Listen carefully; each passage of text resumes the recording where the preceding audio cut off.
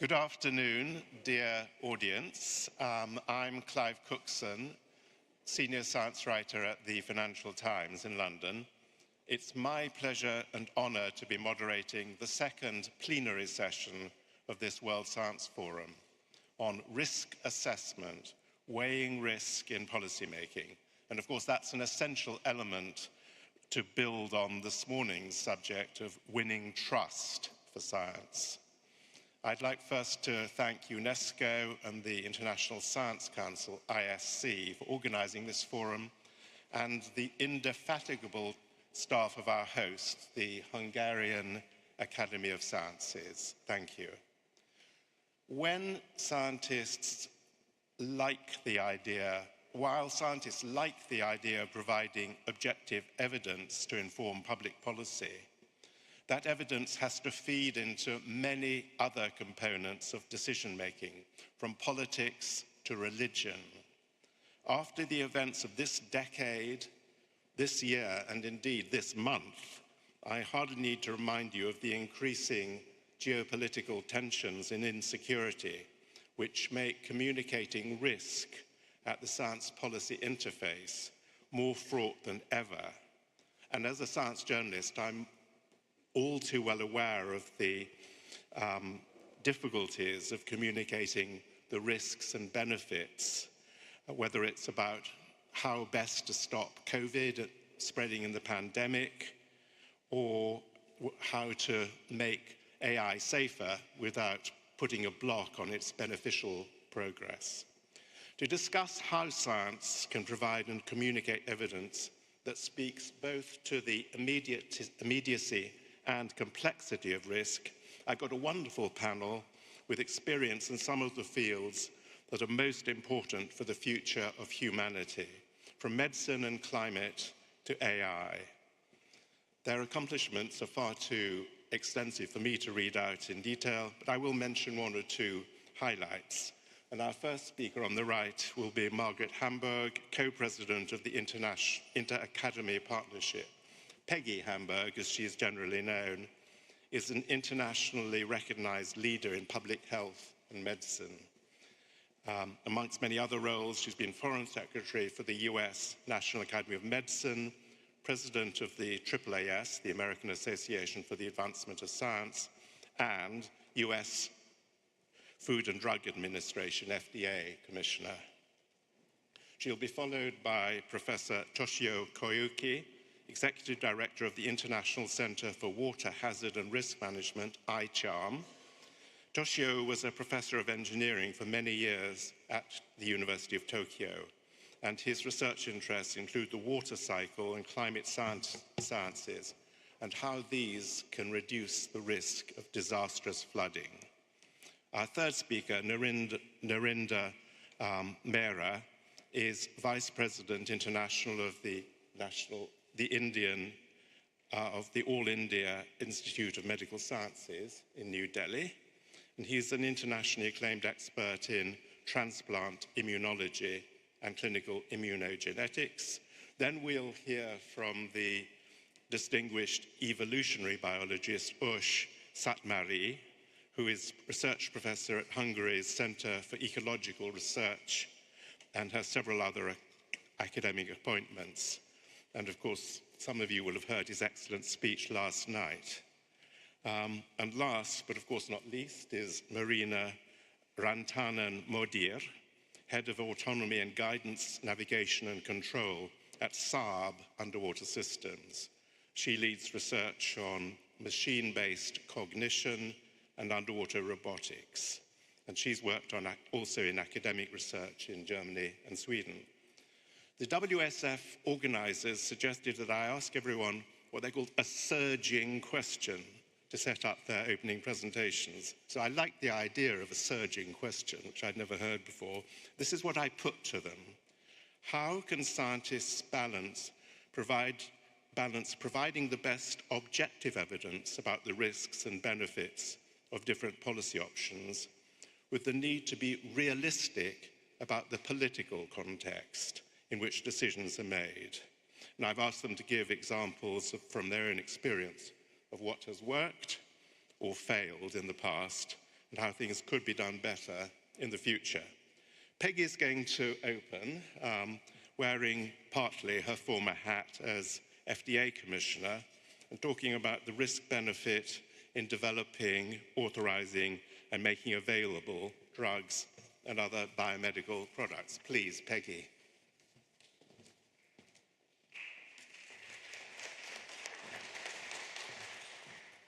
Well, thank you very much. It's such a pleasure to be here in Budapest at the World Science Forum and participating in this session on risk assessment, weighing risks in policymaking. I have to confess that I'm probably the least prepared of our panel in terms of I don't have PowerPoints. I have notes that may be illegible, and I'm going to be a bad student and not completely follow the guidance of our chair and exactly answer the question. But this is a really important and timely topic and a big one. And I think that there are many different ways to address it and think about it and perspectives to bring to bear. And I think we're going to cover a lot of ground today. I had trouble deciding, what perspective to take in approaching this question. But decided to really draw on my experience as a physician scientist who has spent most of my career in public health administration, practice, and public service, starting as the health commissioner for New York City, assistant secretary for health at Department of Health and Human Services, and then 6 years as US FDA commissioner. And these experiences have given me a lot of exposure to working at that often precarious intersection of science, medicine, public health, law, ethics, and politics. And I did think that it'd be most useful to put on my FDA hat and talk about some of these issues from that perspective, because every day we had to address issues of identifying risk, assessing risk, weighing risks and benefits. So I'm going to just talk a little bit about that, but really try to use that as a platform to draw out some broader themes touching on critical aspects of what has to go into successful, productive, constructive decision-making in the risk assessment space. Also, I'll probably touch on some issues that will come up later and hopefully in our discussion. Just as quick background, FDA is the agency of the U.S. government that's responsible for protecting public health by ensuring safety, efficacy, and quality of medical products, drugs, vaccines, devices, and other interventions, as well as protecting most of the food supply for the United States and nutritional information. In fact, it accounts for products that represent 25 cents of every dollar that consumers spend on products. So it's an important agency, and the products that we oversee really matter to people every day in their lives and matter to the health and safety and security of the country and beyond. Difficult decisions have to be made about balancing risks and benefits. First, their assessment, and then the examination of that balance. Determining when a product can and should be moved into the marketplace for broader use, deciding in different contexts what the right risk-benefit analysis should be, responding to crises where the risk-benefit assessment has to change, and it may be necessary to move a less well-evaluated product out to people for their benefit and to control a public health problem, and addressing issues when products may have high risk, but there are poor other alternatives for individuals. Just a few of the kinds of challenges that we face. And in an era of rapidly advancing science and technology, along with the convergence of science, engineering, and advanced IT and computational systems, life has gotten even more complicated. The agency has to grapple with complex challenges of regulatory oversight and safe stewardship of emerging technologies ranging from nanotechnology to genome editing, synthetic biology, AI, and more. I would have to underscore what Sudip Parikh, the CEO of AAAS, said yesterday in his opening remarks, that we are living in a golden age of science. The pace has never been faster, nor the range of accomplishments greater.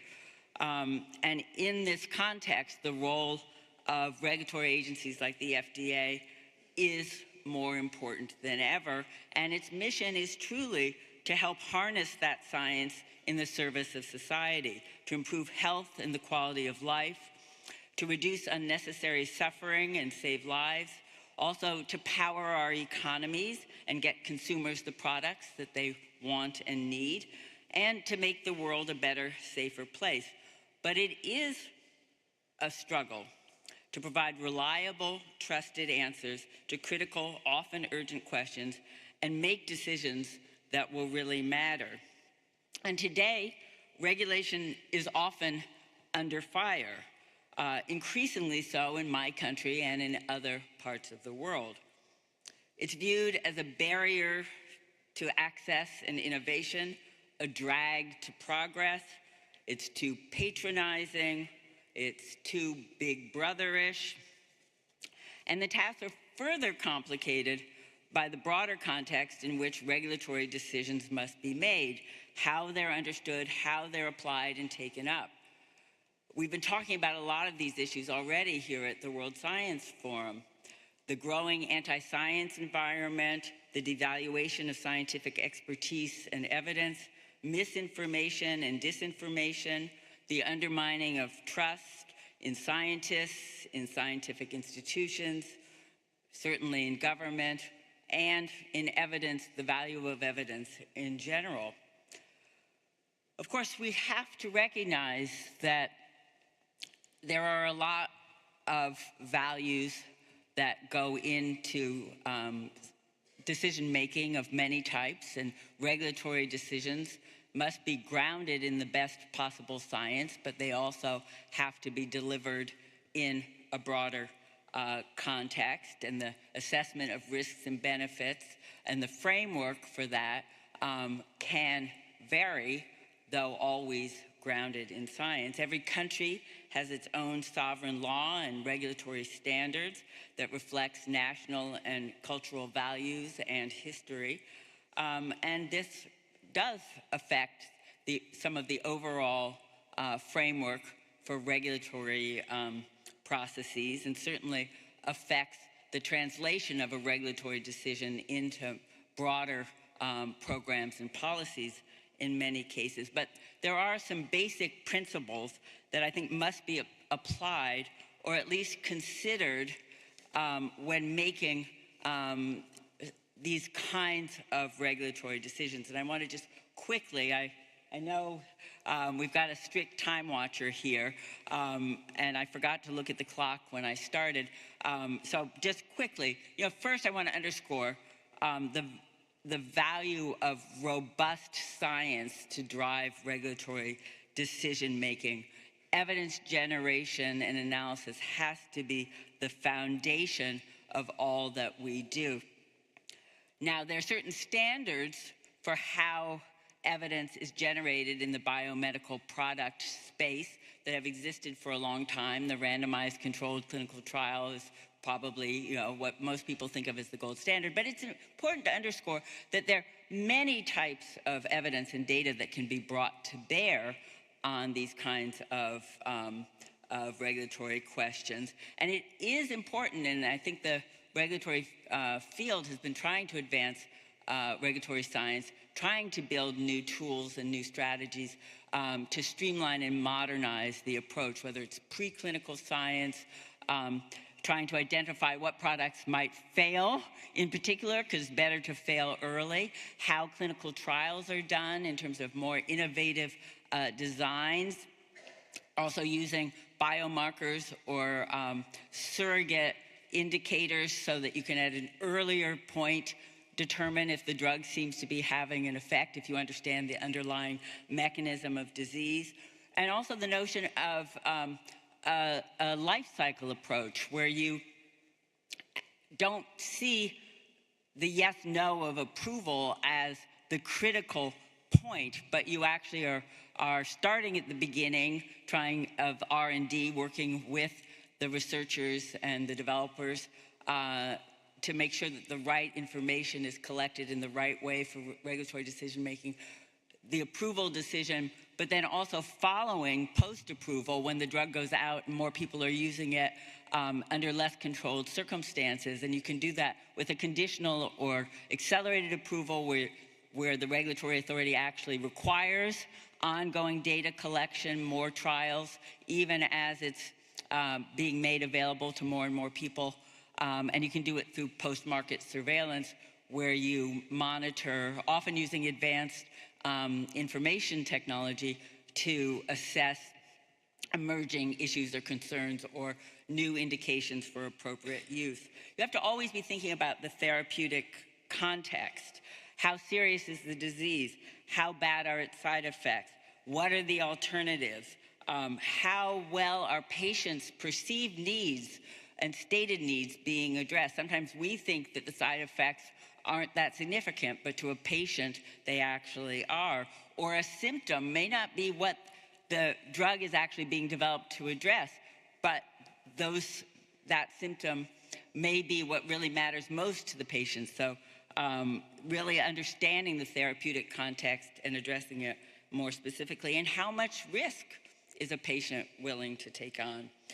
Risk mitigation, are there strategies to build into the process to reduce risk and monitor risk? Transparency is critical. Openness about what is the process, how decisions are made, and why. I think being clear at the beginning about what kind of evidence is needed and how it will be utilized, but also communicating to people who are depending on these decisions so that they feel that they understand what the process was. And sometimes when FDA approves a drug, it's a multi-billion-dollar decision for companies. But I have found that if it's a transparent process, even when either individuals who desperately want a drug or a company that depends for its return on investment, the approval, if they don't get what they want, there was transparency, there is much more trust in the process, and people can live with decisions they may not like. Okay. I think on the very positive note of transparency, and then your why all words right. are so and later wise. We'll talk about partnership, uncertainty, and communication. Yes, thank you.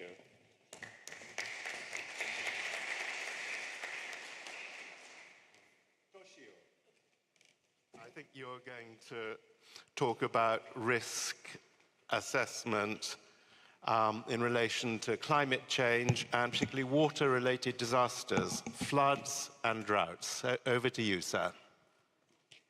Okay, thank you very much. It is my great honor to have this opportunity. I would like to discuss about how to integrate the scientific knowledge into decision-making or policy-making. Based on my experiences in the Science Council of Japan Cabinet Office and the Council for Infrastructure of Japan, and one of the UNESCO Category 2 Center, ICHAN, focusing on water hazard and risk management. Water-related disaster, especially flood and storm, has been increasing dramatically. According to the climate projection, as shown in the lower figure, the annual maximum daily precipitation will increase on almost all the continent. Japan, unfortunately, has experienced the critical and serious flooding every year. The Council for Infrastructure of Japan responding to this event by proposing a series of the new policy visions and proposing the amendment of the related acts. However, the climate change has taken precedent. We have not been able to catch up with the pace. The Council decided overall and fundamental review and revision of the flood control measure of Japan. Even this discussion, debate was underway. Unprecedented torrential rainfall hit the Western Japan and Eastern Japan in the short consequence. And widespread and very critical damage occurred all over Japan. How can science and technology help improve this situation?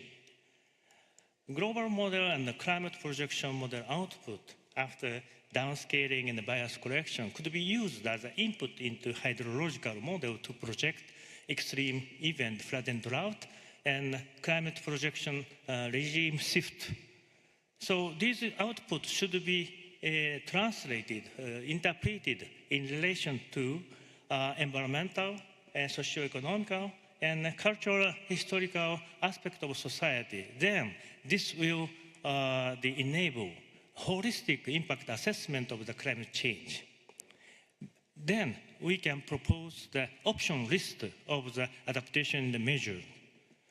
Once decision has been made, the countermeasure should be implemented.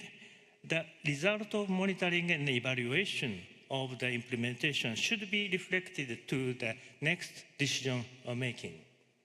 It is also very important to incorporate quantified uncertainty of the climate projection into the decision-making processes. So in this way, meteorological, hydrological observation, modeling, and prediction should be connected with various societal benefit areas to support cross-sectoral decision-making.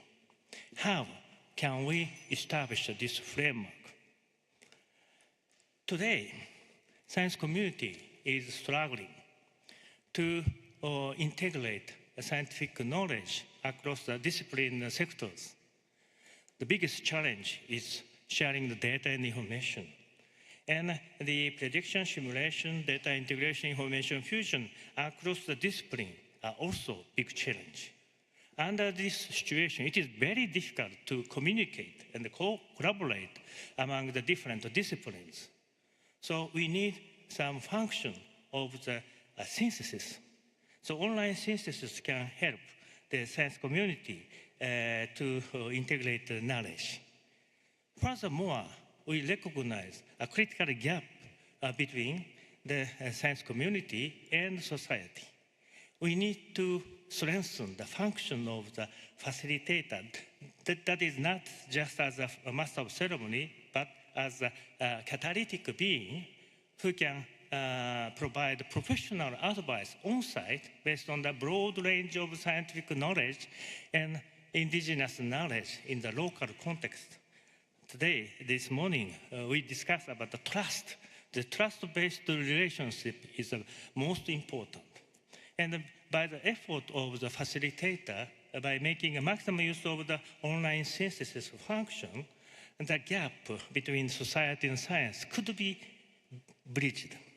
And then the user needs, the local data, indigenous knowledge can be transferred to the science community, and the science community can create a new framework. Through the online synthesis function, the fresh learning opportunity can be shared with society. Science Council of Japan, the Cabinet Office recommended this framework. And in this way, we need to promote knowledge integration by strengthening the online synthesis function, and also to provide capacity building and education by training the facilitator in this way, by taking an end-to-end approach, we can integrate the cutting-edge science knowledge in decision-making and lead the society to take local action. So we would apply this framework in society. In Japan, Japanese science community has already developed a large ensemble climate projection, and the result was downscaled into the 5 kilometer. Huge data stored in the online system, DIAS, and the Council for Infrastructure of Japan make a maximum use of this data set and propose a new river planning framework. By using the average of increasing rate of the flood design rainfall, we propose a new planning framework for storage and river channel design. And the uncertainty of the projection mainly derived from the sea surface temperature projection by the climate model. So we can identify the range of the uncertainty of the increased rate. So this information can be used for designing exposure reduction and strengthening the resilience of the society. In this way, we develop a new river management policy consists of these 3 pillars. That is called as the river basin disaster resilience and sustainability by all. All mean all stakeholders. This the draft has been submitted to the minister, and then our national diet discussed about amendment of the associated 9 acts in the upper house and the lower house, and they agreed and unanimous approval. And a new finance framework was agreed. So this is one of the typical example of our Japan's science and technology innovation policy, Society 5.0, a human-centered society in which economic development and the resolution of social issues are compatible with each other through a highly integrated system of cyberspace and physical space. So we are now trying to make share this framework worldwide as a UNESCO Category 2 center focusing on the water hazard and risk management. This is a case of the Davao in the Philippines. We developed the online synthesis function, which include flood early warning and the climate change impact assessment.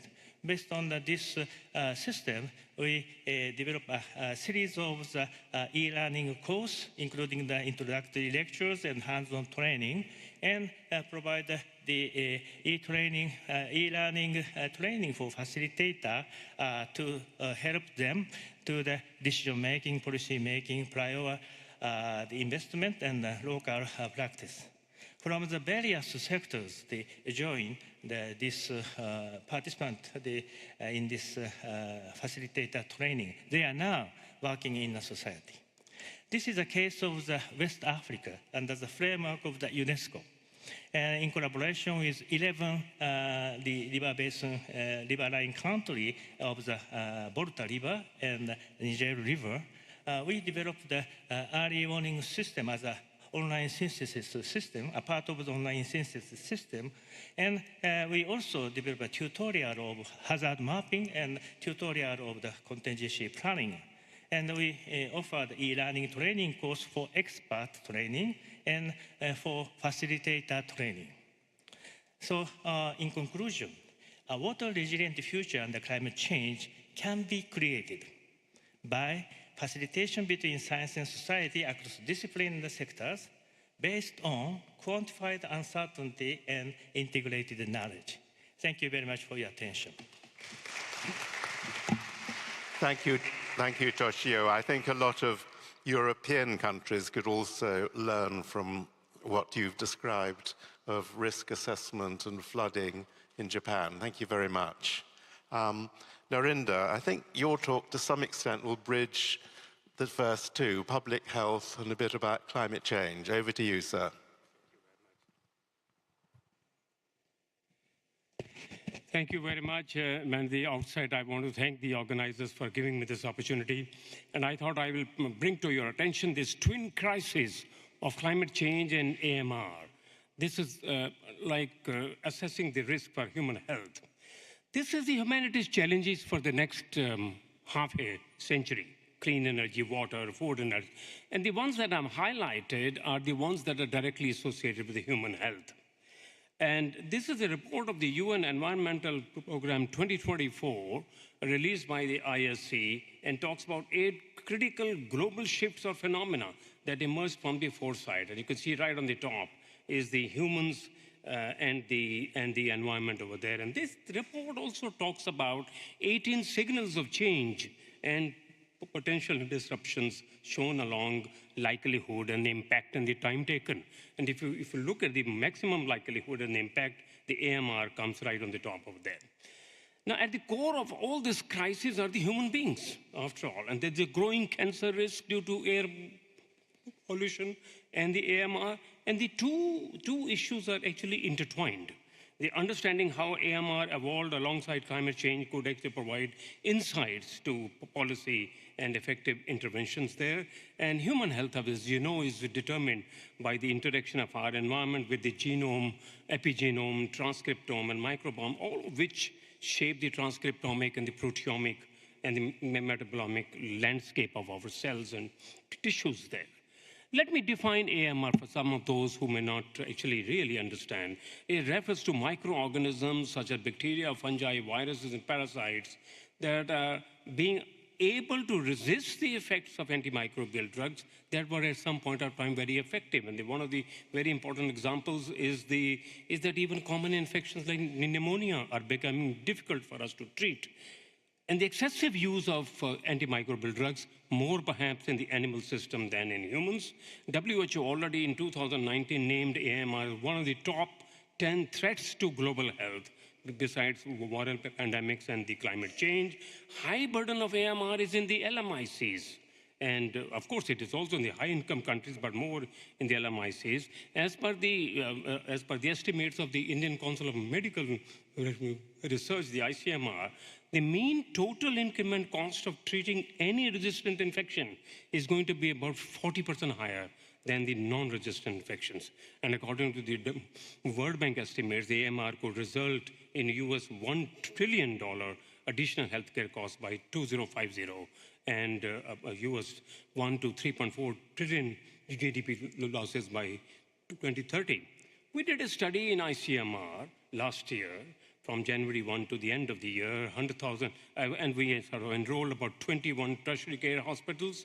100,000 culture isolates were analyzed. E. coli, as expected, was the most common, but they were followed by all other infections over there.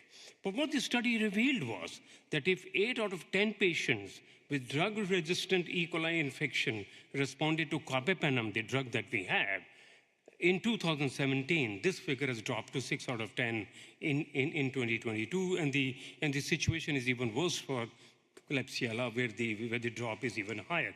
Yet, globally, the resistance levels between 10 and 20% are considered to be alarming.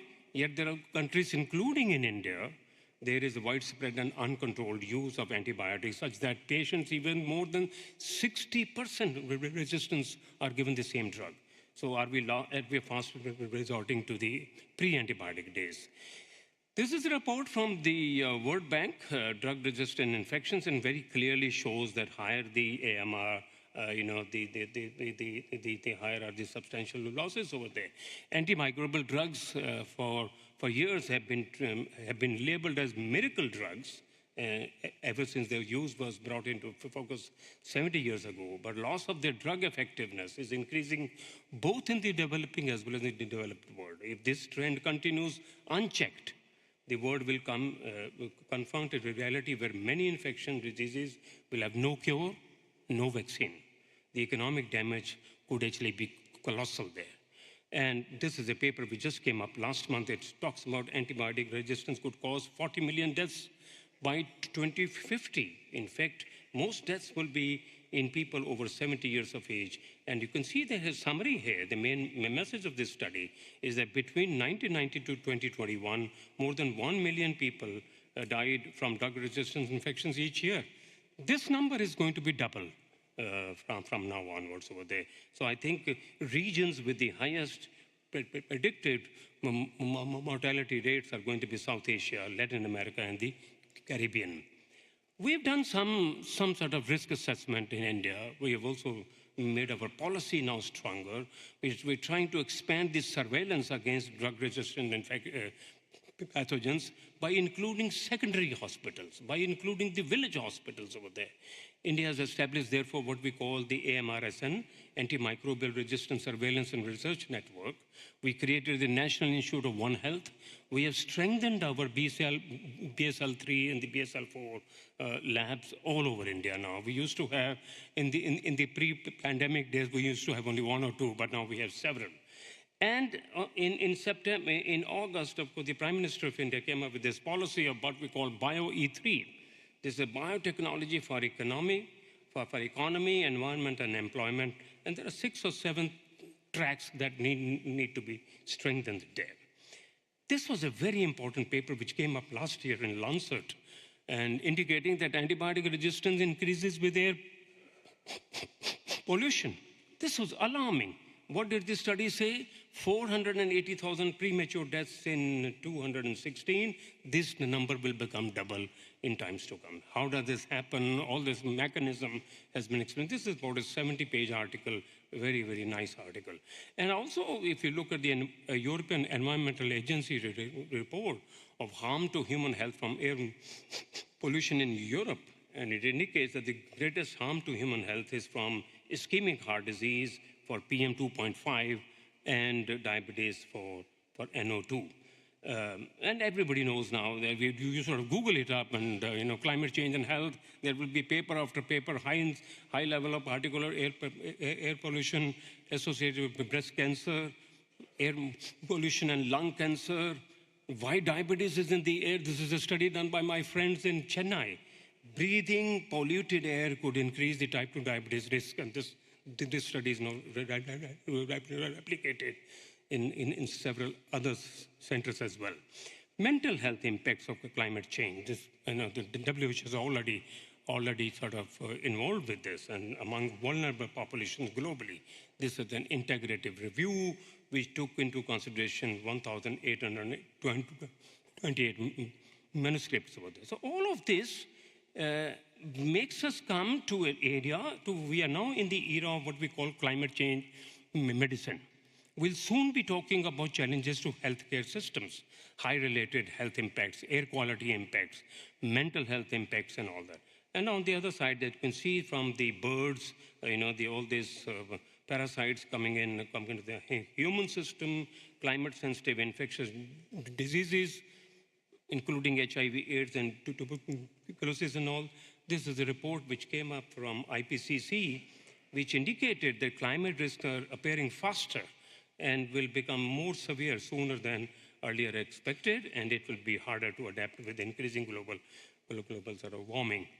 WHO published this first ever guidance document.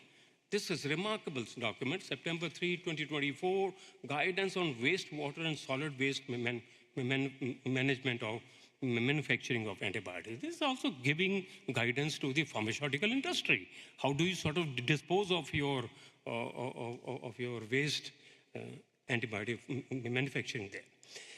And the range of threats that the climate change presents to health is large, diverse, and complex. And here, this paper, Nature Medicine of last year, talks about main barriers to implementation of national health and the climate change plans. Somebody says that I don't have that much of money or things of that sort. Now, all of those issues have been flagged over there. And the main message from this study is that we need a goal-driven approach to promote actions that reduce carbon emissions and improve health, build better and more resilient and environmentally sustainable health systems there. But more importantly, science leaders and advocates must change the narrative from threat of climate crisis to healthy future through climate action. I think time has come for our climate action now. And there are all kinds of uses that have been described, emerging therapies for tackling AMR, including gene therapy, antimicrobial peptides, and things of that sort.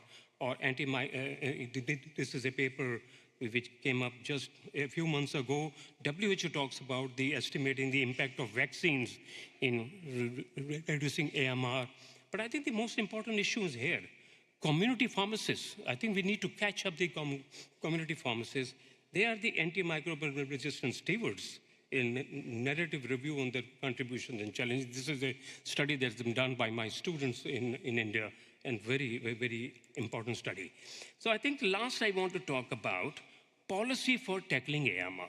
Lancet recently published a series in September 24 on AMR and estimated that 10% of global AMR can be averted with existing interventions such as improving water, sanitation, and hygiene, what they call WASH, controlling infections, conducting vaccination in LMICs, and taking other preventive goals. But I think there are 5 blind spots, and I will end my talk with these 5 blind spots. First is that there's increasing focus on AMR and climate change in high-income countries, whereas the problem is larger, the burden is more in the LMICs. Second, most AMR initiatives are focused on hospitals and tertiary institutions. Efforts to curb the widespread antimicrobial use at the primary care level is very, very low. I think we need to target the primary care. More than 85% antibiotic use is in the community there. Third is that the big dispensers of antibiotics include pharmacies and informal providers who use antibiotics for empirical management there. But people think it is cheap, it is low cost, establish trust on them, and easy accessibility. Fourth, of course, as I said, that the antibiotic use is much more in the animal system than in the man. I think we need to tackle that as well. Fifth is even more important. Current focus of AMR research is on developing new antibiotics, while the need is to incorporate point-of-care tests into clinical decision making. And the message from my talk is understanding how AMR evolved alongside climate change and provide insights to policy and effective interventions there. What we need is urgently needed is interdisciplinary research, political advocacy, and sustained global effort. Thank you very much for your attention. Thank you very much. That was a great talk. So, Ersh, last night you talked about an interesting project to create the simplest possible artificial life. Now you're going to take a very different tack as an evolutionary biologist. So over to you. Okay, can I have this mic? Okay, thank you very much. Distinguished colleagues, yesterday I was talking about something which you arguably can call artificial life. But it's called wet artificial life. Why? Because actually when you touch it, it feels wet. Today I'm going to talk about something which might actually be also very much lifelike. And as a biologist, I would enjoy it. But as a citizen, I may not. I may not enjoy it at all. And I'm going to explain why I am concerned. Let's start from this, because this is absolutely essential to understand what I would like to explain. So this is a one-page crash course about evolutionary theory. So what is needed for evolution is that you have different kinds of units, and these units have 3 kinds of traits: multiplication, inheritance, variability.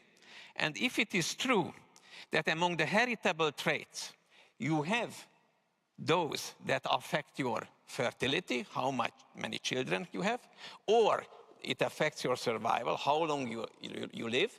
The combination of the two we call fitness. In a population of such entities, evolution by natural selection can take place. Full stop, right? And it's amazing that this applies to anything where the units satisfy the criteria, be it molecules, genes, organisms, even cultural items. And of course, since it's so powerful, it has been adopted by technology. Usually I play this game and I ask the people in the audience what the heck this is, right, that object. I don't have the time to play the game now. I can tell you it's an antenna. It's an antenna that is used for a satellite. But it was not designed by engineers because the engineers couldn't cope with the task. They were unsuccessful because of the special circumstances. So what they did, that they are using an evolutionary algorithm, that means that they were actually programming that the lengths of the different parts could change by mutation. Also, the angle of the different parts could also change by mutation. They were making variation in the population. They were keeping the best, and they were doing the next generation over and over again. And that's the outcome, and it was working better than anything else before. Remember this. In the 90s, a colleague of mine, Tom Ray, an ecologist who was very good at programming as well, had an incredible idea. So he designed a program in machine code which was able to copy itself in the computer, but with variation. So the program lines could mutate, just like DNA could mutate. He was wise enough to make it quarantined. The computer was completely sealed from the rest of the cyberspace, right? What he discovered was that there was an incredible evolution going on. The programs were competing for two things: the CPU time, because the CPU is actually helping the reproduction, and storage space. That was the ecosystem. And everything that you know from biology appeared spontaneously, including parasites, hyperparasites even. Hyperparasites are parasites of parasites.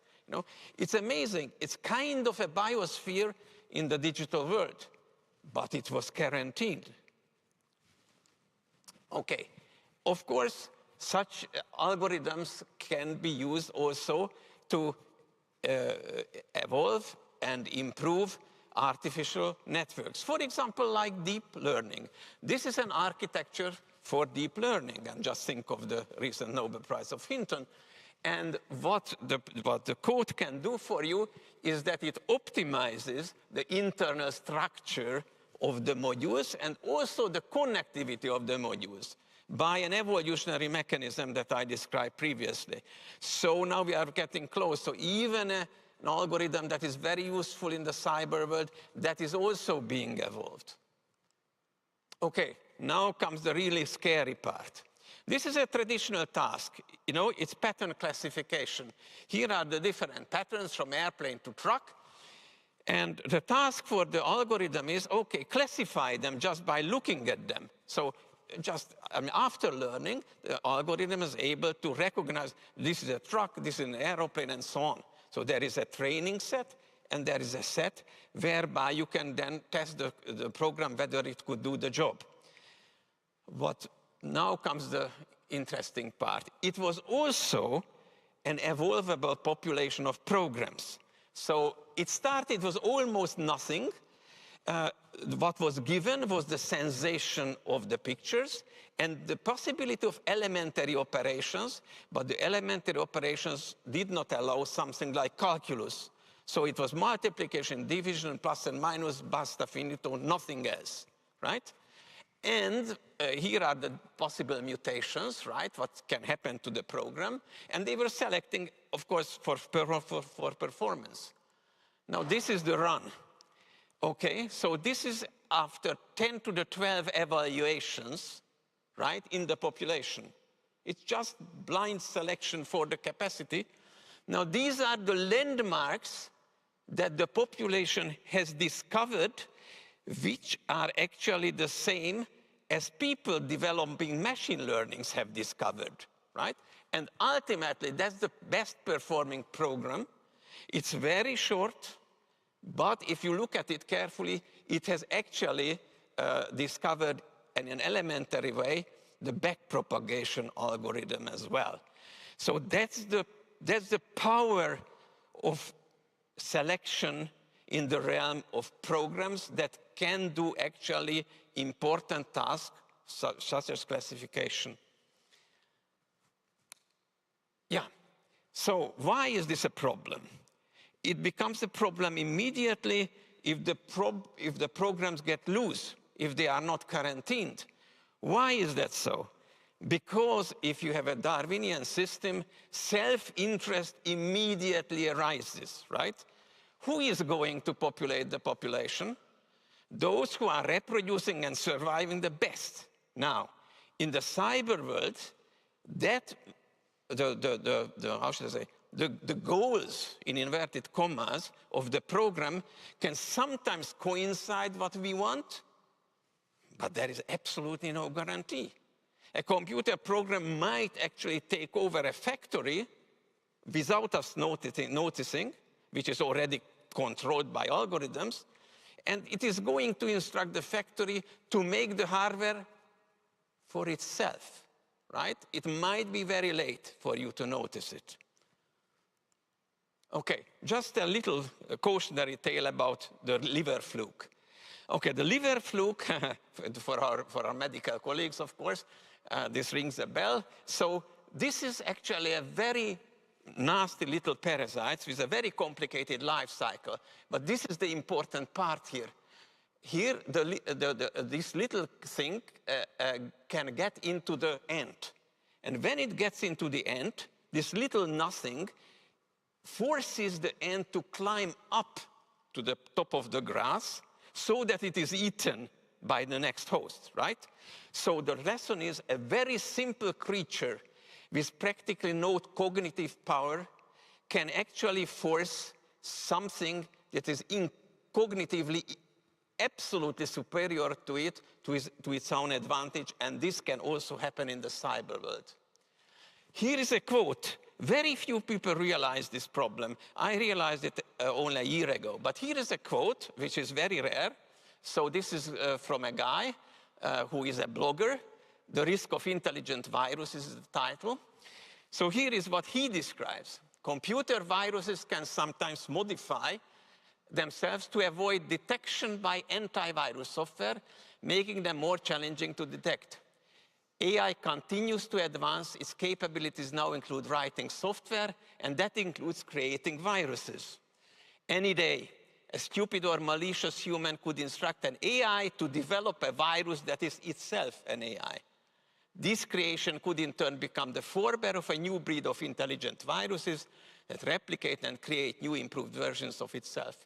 A self-replicating computer program that knows we want to erase it and benefits from proliferation should genuinely scare us all. Things can happen terribly fast. How am I doing with the time? Oh, okay. I was so fascinated. Then I just wasn't go on. following. Okay, but thank you very much. I think you're probably close to the end of your time. Very good. So wrap up, but it's, okay, I was not following. So the question is, what can you do? Because all the components are already there. It might already be happening without us knowing. That's the scary part of this, right? So what can we do? That's the wrap up for you. Sterilization. Do not allow fully autonomous reproduction of artificial intelligence. Limit deviation from the state of the production, the product. Let's select AI for the love of humans. I mean, that's not a joke. You can select, of course, animals also for the love of humans. So any intelligent creature can be selected for that. Let us select for self-sacrifice occasionally. Let's create a reward center in AI in order to foster this benign behavior.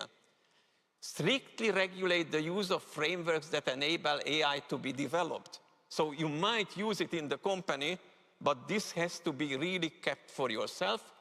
And what's very important, I think, and there is an overlap with the previous talk, a professional epidemics of digital pests. So we need the scientific study of artificial intelligence, and we should set up centers in order to monitor the origin and the initial spread of such programs on the internet. And absolutely important, you cannot trust the companies with that. It has to be under civilian control. Thank you very much.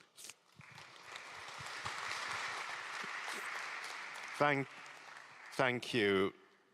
Ash, that was seriously scary. I think, Marina, you're going to be the last speaker with something a bit more reassuring, please.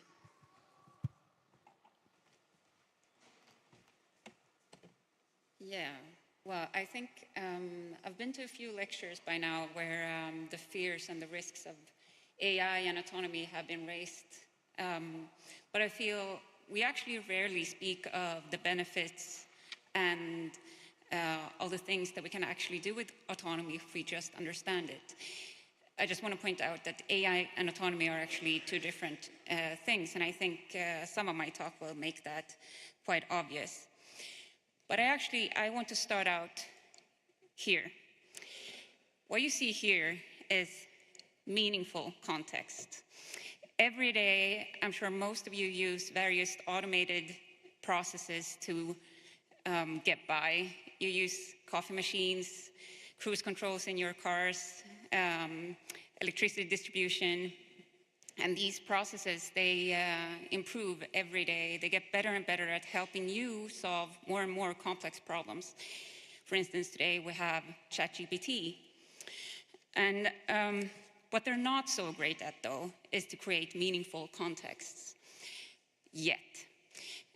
This is a picture of a drawing I made when I was a child.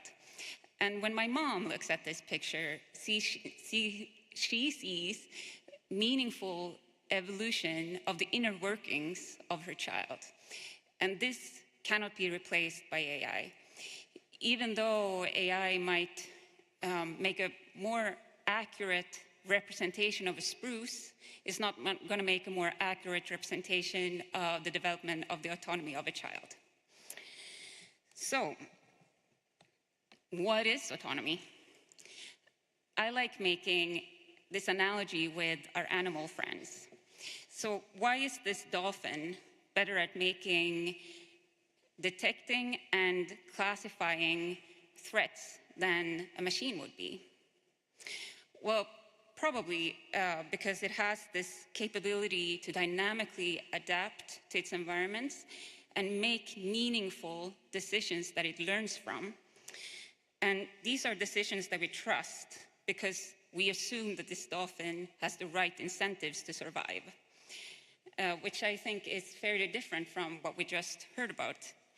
Machine-based autonomy or machine-based AI doesn't always have those incentives and also won't make those kinds of decisions that we trust. So I want to make a case here that true autonomy is actually the capability and the mandate to make meaningful decisions. I mean, after all, that's what makes us autonomous. I mean, you and I, we can decide for ourselves. That's what autonomy means usually. But what does this mean for science? Here's a linear, very simplified model of technology development that I think most of you can recognize, even though it's a simplification, as I said. If you read it from left to right, you can read it as follows. In industry, we gather like a bag of technologies that make up systems that then turn into platforms that we deliver to different end users. These end users then use these platforms to make up a capability in their lives, usually made up out of different functions. Here I gave you a few examples of those functions. It could be pure computational power, as we spoke about earlier here. So you can buy a computer just to use it to help you make calculations that are so heavy that you don't want to do them yourself. But what you're doing actually is that you're solving a problem, you're performing a task. And this task can be performed on many different hierarchical levels. Here are a few examples again, political, organizational, or on the individual level. And these are performed in a multitude of domains. Again, a few examples. And when we perform a task, it has some effect on the environment. And now the question is then, what happens when we introduce autonomy into the picture? Well, traditionally, all of you who develop technology, you sort of have a hunch that the requirement elicitation is usually between the capability that you deliver to the end user and the platform that you're developing. You have some performance requirements.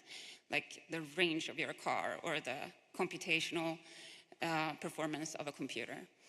But I want to make an argument here that with the rise of machine-based autonomy, these requirements, where they're made, this interface will be pushed towards the right in this picture, because we will start placing requirements, or we will need to start placing requirements on the behavior.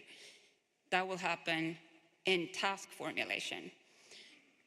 These behavioral requirements will actually change the whole way that traditional engineering is done in industry. And I think for these behavioral requirements to be made in such a way that we can benefit from them, so that they actually help us solve these problems, I mean, so that we make better coffee machines, I think we need to find robust methods that will actually inform policymakers of the right decisions. Because as we all know, it's difficult to be an expert in any field and in all fields at the same time, and policymakers rarely have the time to make a deep dive into all technologies. So here I want to make a simplification of autonomy. I usually divide it into two different categories that contain a multitude of different technologies. These two categories are like the low-level platform automation that actually helps us scale up our work. We can make more coffee if a machine helps us make it instead of making it by hand. But then there's this other higher cognitive level of autonomy, which is about abstract problem solving. And this is where that dolphin comes into play. Adaptability, innovation, and creativity. And this is actually a key part of everyday problem solving. I made here a very simple model of carrying out an everyday task. You have some intent with a purpose, you interpret this intent, you perform tasks that turn to actions that have this effect that I showed you on the previous picture.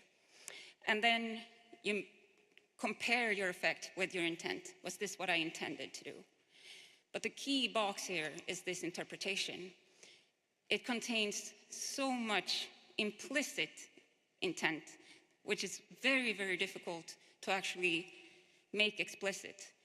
We need to consider the whole pyramid that's on the picture here.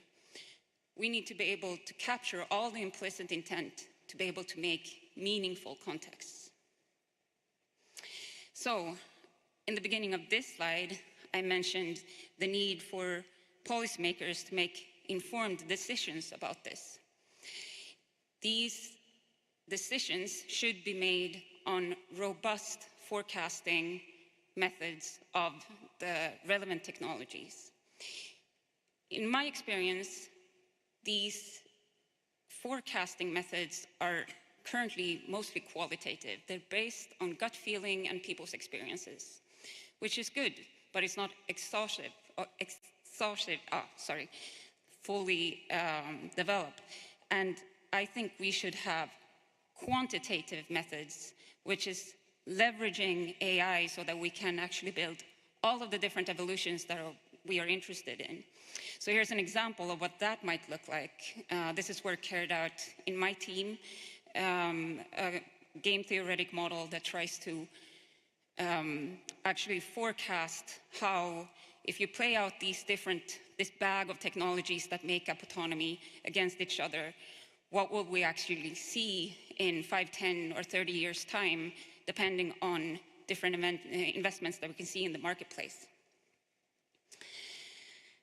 So,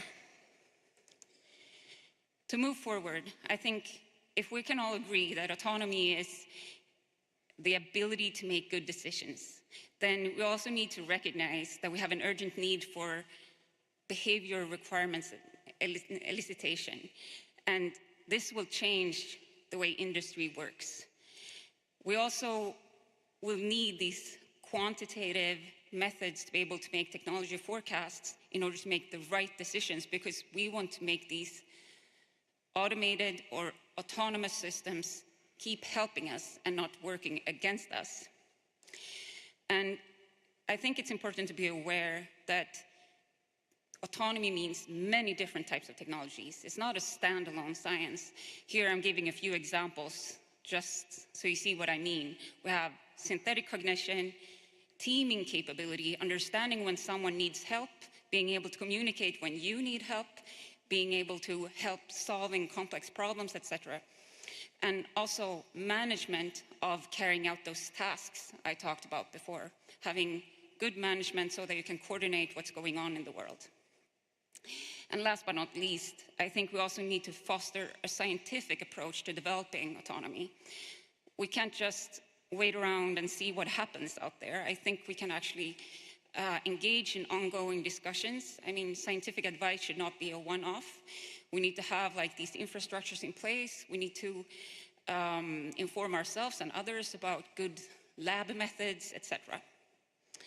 So in short, I believe we need these quantitative, robust approaches where we leverage AI to make decisions about AI. Because we want to have teammates that have the capability and the mandate to make meaningful decisions.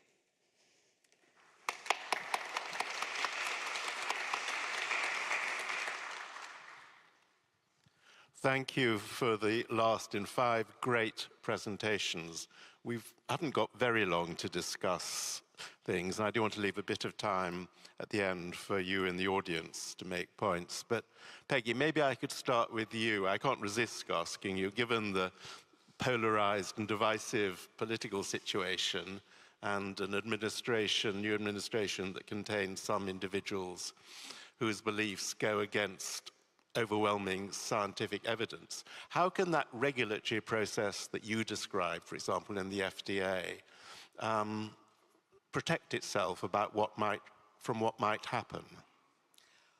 Well, these certainly are challenging times. I think that many of the appointments broadly in the administration and within the health sphere have been unexpected, and certainly not people with the kind of hands-on experience or defined expertise in the areas that they will be overseeing. We're still awaiting the announcement of who will be the FDA commissioner, but there's no question that already we are hearing many calls, not entirely novel calls, but for dramatic restructuring, reducing regulatory oversight, streamlining administrative functions.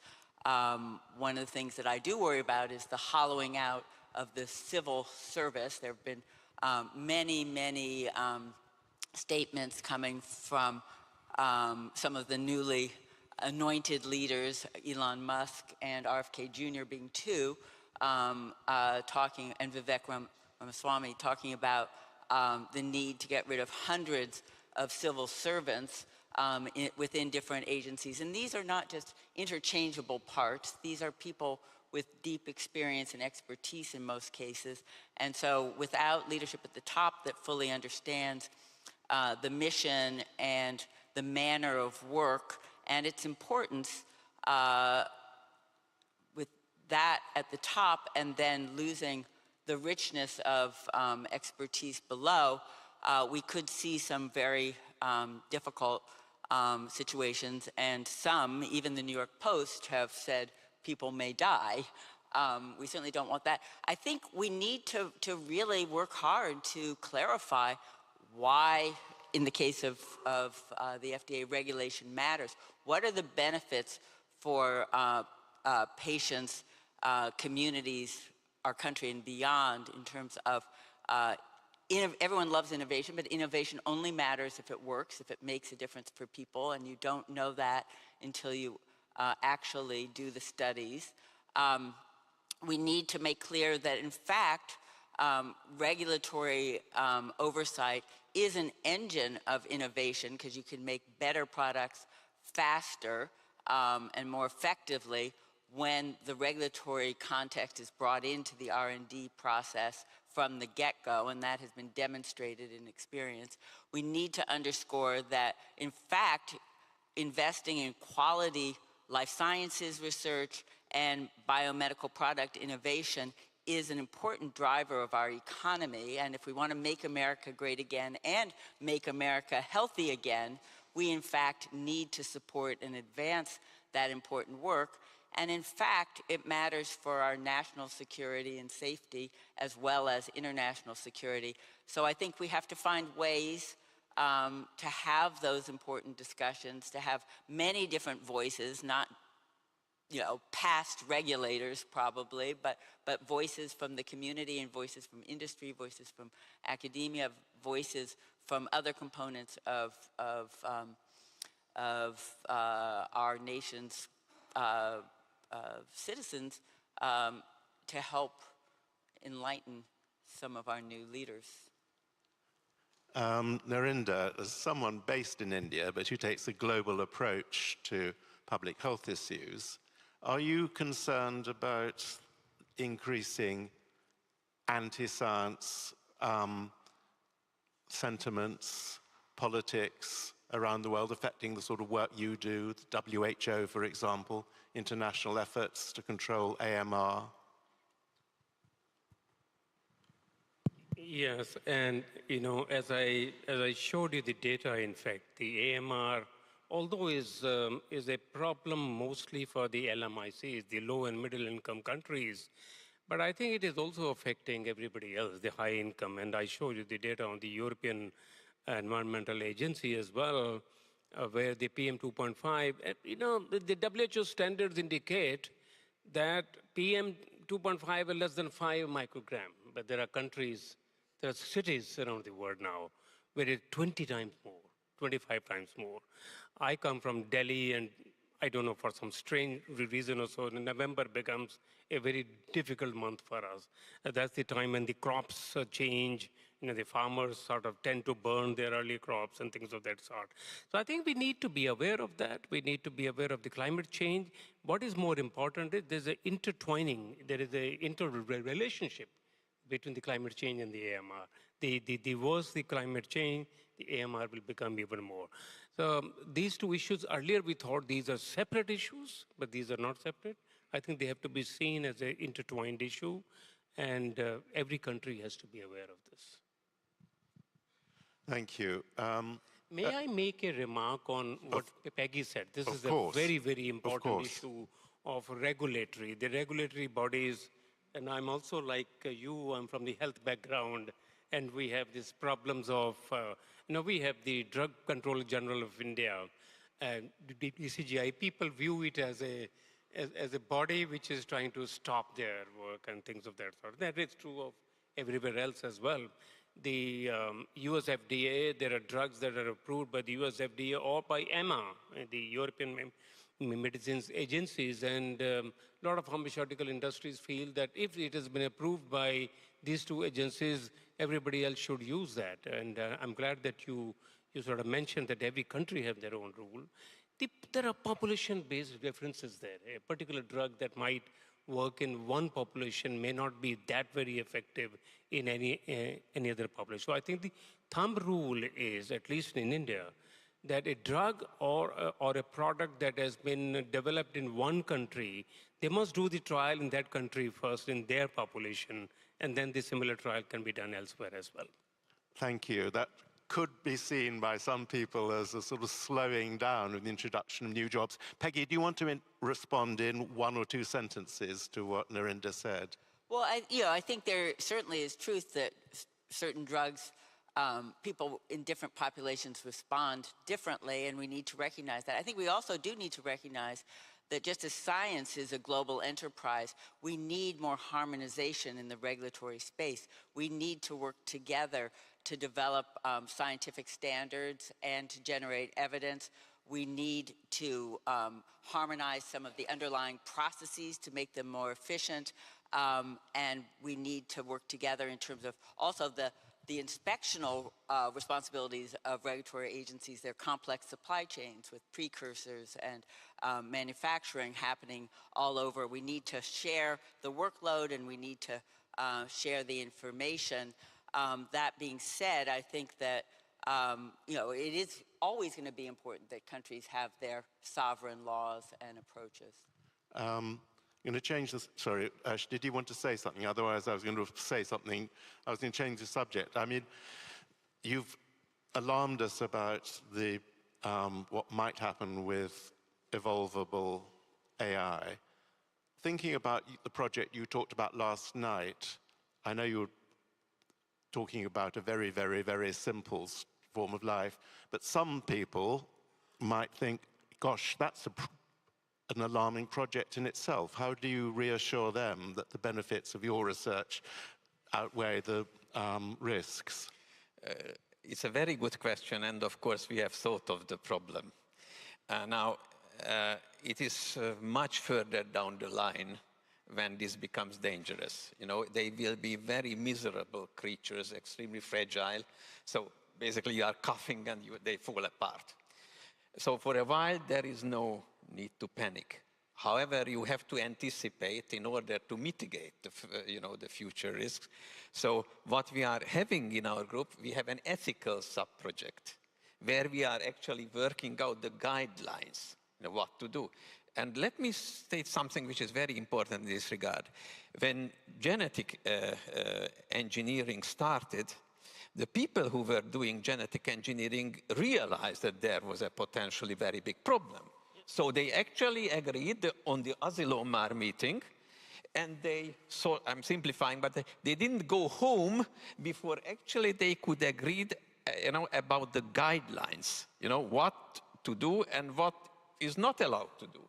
It's amazing how strictly and successfully this has been followed, and that gives us an example that such a thing is doable. In the AI field, I think the threat is that already right now, there is too much money involved, right? And that can unleash certain things which happen so fast, then it will be too late. This is where I'm a little bit scared about. But we should have meetings like the Asilomar meetings regarding AI and come up with resolutions and recommendations, what is not allowed. Yes, I was going to ask you to comment, so thank you, Marina. Go ahead. I think most people by now know that these AI algorithms that are out there in the wild cannot really be stopped. I mean, they will be used in one way or the other.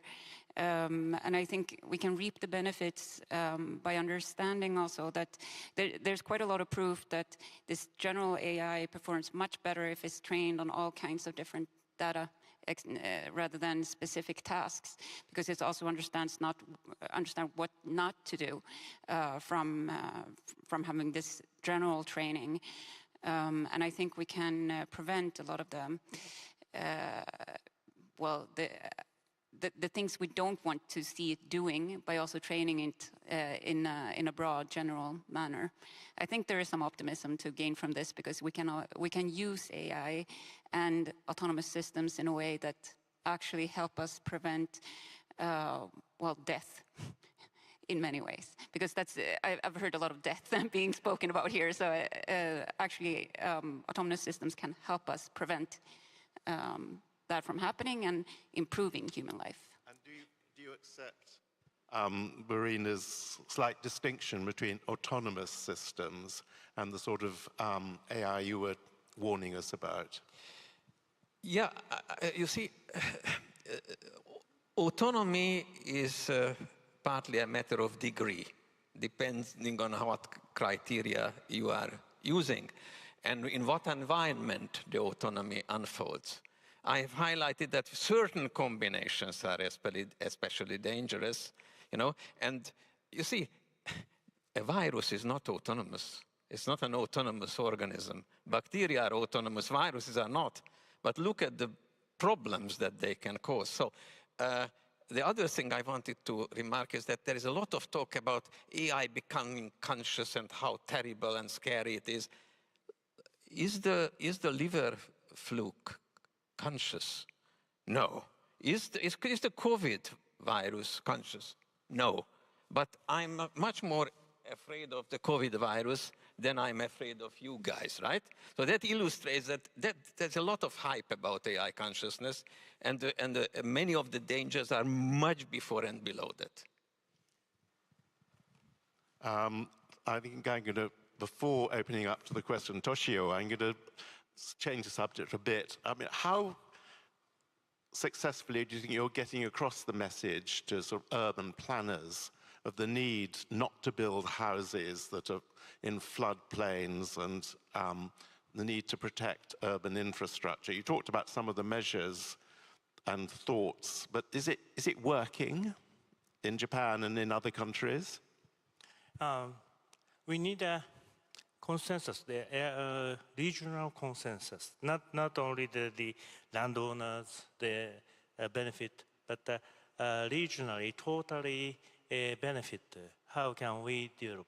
So just risk management has been considered how to recover the damage to zero. But the new policy includes sustainability, enabling the sustainability. So not only the strengthening the disaster resilience, but also enabling the sustainability. So not to the zero, but a positive level. So how can we create the better environment in cooperation and the consensus at the regional scale? That is a basis. So we also developed the government also defined a new amendment, the related act. In the act, that is clearly described. Thank you. So we've got 10 minutes. Who would like to intervene first? Yes, there are two people on the central aisle. If we can have mics going through. First, the lady on the left, and then... Hello. Thanks for this interesting session. I'm a scientist from Egypt. My name is Amal Amin. I have a comment. If we talk about science, risk management after COVID-19, it's common. But to talk effectively, we have to talk about implementation and following up. And also we have to relate it with future studies. As example, for the professor talking about AI is scaring, but what are the expectations for the future? Also, we have to make effective networks, inclusive, effective networks, to hear all voices, because in developing countries we have additional risks, the common risks and additional risks. As example, after COVID-19, all lessons transfer to internet, so that we now have discrimination in knowledge and technology, and also in education, related matters of education, so that we are in another world. The developed countries now talking about AI, and we are still talking about effective learning, quality education, and so on. So that if we want to talk about risk management, we have to hear all voices, and we have to include the others, because risk, the humanity is one word, so that we are talking on the same circle. In COVID, we all hurted. So that we have, for the next step, to consider the other voices. So that we have to raise awareness about the importance of risk management policies in institutions, in organizations, especially on the other part of the world. And also we have to have multidisciplinary global networks to implement these risk management policies, including private sector. I always say private sector is the solution for developing countries. The business, they have to be included. Even in panels like this, we have to include the industry, the business. Thanks a lot. Very quickly respond to that, and then we'll take someone. My friend Ors over here said that he's not scared of us, he's scared of the COVID virus. But your last slide was very scary, that the AI could create another virus very soon. The COVID-19 pandemic came after exactly a century, and we don't know when will the next one come. And even today, we don't have any antiviral drug for that virus. We could make vaccine, and that was lucky enough for all of us, because the world became global family, and within a matter of months, the vaccine came. How do we know with this virus? And I was thinking I was going to borrow his last slide, because that was very scary, where the AI could be used. And AI, everybody talks about a hope or a hype. I think it's more of a hype from that point of view. Yes, Randa, and then there's someone on the aisle after that. My name is Salim Sungu from Kenya and a researcher from Imperial College London. So my question is about transparency in the training data, because you're developing these models, but there's not much transparency in terms of how these models have been trained, and these models are being applied, so they could be biased in areas where they're being applied. So how much transparency is going on, and who's regulating the transparency of these models? Gosh. Anyone like to answer that? Yes, Ursh? I have a little comment about this from my perspective. It happened a few days ago that the code for AlphaFold was made public. You know, that's the algorithm that can calculate the three-dimensional structure of proteins, has enormous importance for, you know, healthcare, drug design, and so forth. But what I was completely struck by was the history, how we got there.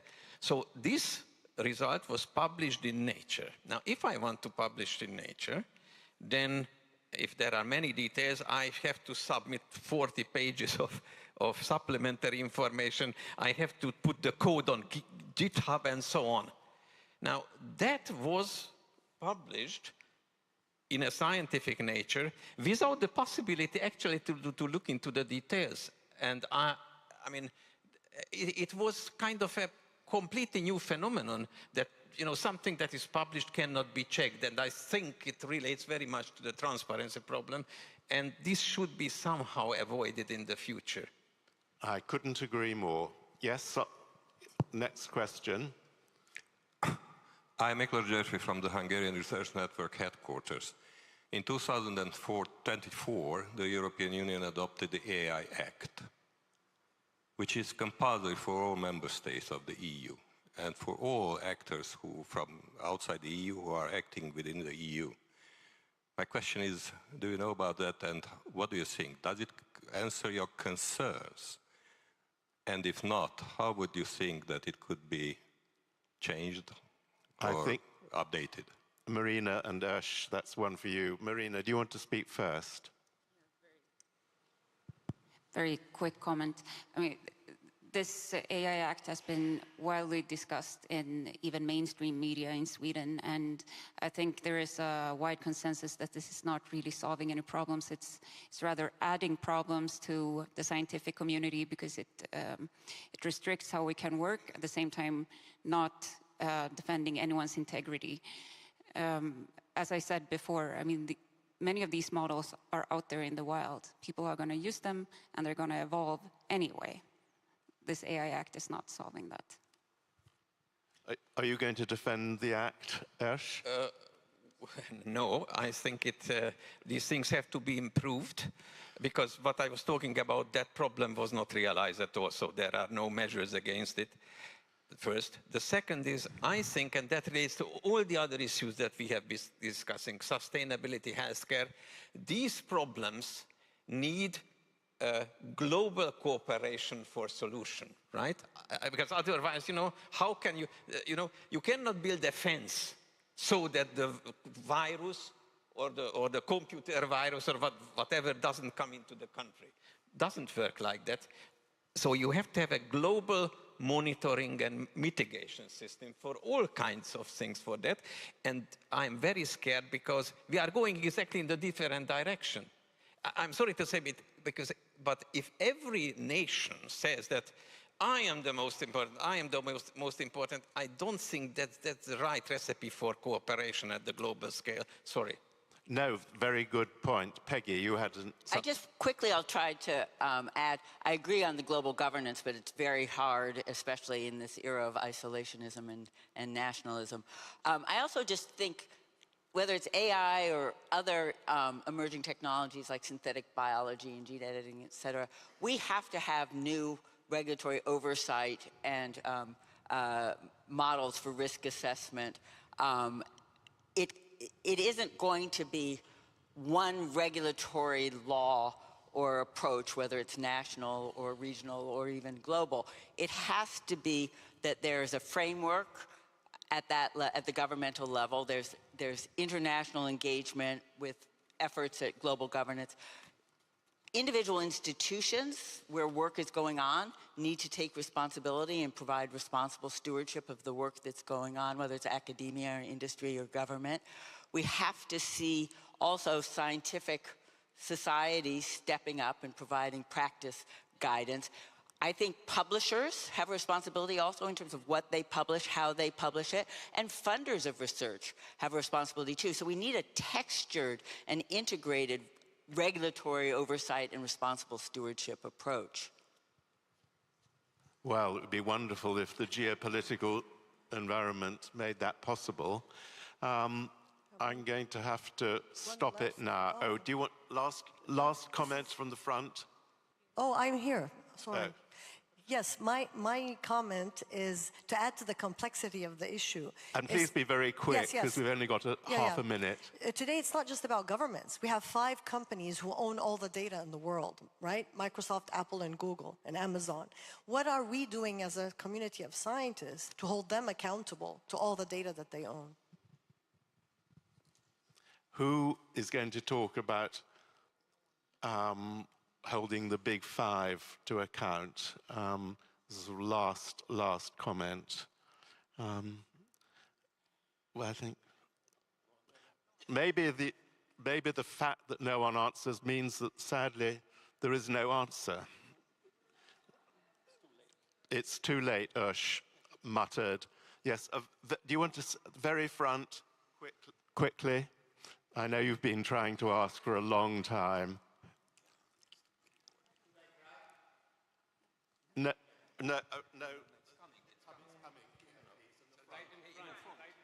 In the front, and that's the very last one, because we're way into the red on time. Sorry, everyone else. My buzzword or keyword, history. Scientific community should also explain what happened in the past.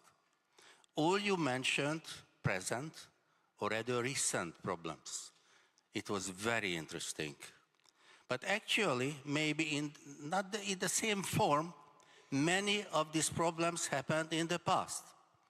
Do you remember Contergan? Contergan, a very special pill. Several decades ago, it was very useful. Turned out to be very awful, okay? I can remind also from the ancient times using lead and mercury. Beautiful, but it was poison. I can mention also discovery of the nuclear energy. Very good idea. So I simply wanted to remind you, and I'm sure all you from your own profession can also go back into history, and it's really educative. And if you can come up with simple examples when there were the so-called wrong side events, side effects, it can much better understand for students, society, what is now afraid of, including the AI and many other things, in different what happened in the past. We should learn also from the history. And also scientists who knows very well the present problems. It's very good if they remind. Sometimes, unfortunately, we fail to discover there will be also negative effects which may be even worse than the believed beneficial consequences, whether this is a pill, whether this is the AI, many things. So I miss simply that historical background. I thank you. We can't stop. It's such a good... Okay, yours is the very last word, Marina. That's why I think we need these quantitative methods to be able to map out what will happen, because it will be based on historical data, and it will, now that we have these very powerful computational elements to our benefit, we can use that to calculate many different possible evolutions based on history. Thank you all very much. Sorry to those who didn't get to ask their questions, but it was a great panel. I loved moderating it.